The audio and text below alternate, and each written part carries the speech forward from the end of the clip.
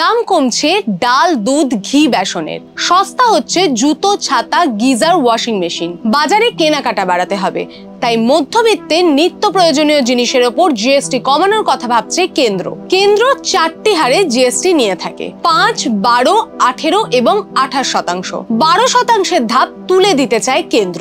রোজকার ব্যবহারের সামগ্রী, খাদ্যপণ্য, যেগুলিতে এতদিন 12% জিএসটি দিতে হতো, সম্ভবত এবার তাতে 5% জিএসটি বসবে। দাম বাড়বে কোন কোন জিনিসের? সিগারেট, নরম পানীয়, বিলাসবহুল গাড়ির ক্ষেত্রে বাড়তে পারে করের হার। জিএসটির এই রদবদলে প্রাথমিকভাবে কেন্দ্রীয় সরকারের 40 থেকে 50 হাজার কোটি টাকার রাজস্ব কমতে পারে। আবার বাজারে কেনাকাটা বাড়লে সেই খামতি পুষিয়ে যাবে বলেই আশা। জুলাই মাসেই জিএসটি পরিষদের বৈঠকে এ বিষয়ে সিদ্ধান্ত হতে পারে। ফলো করুন আনন্দবাজার.com।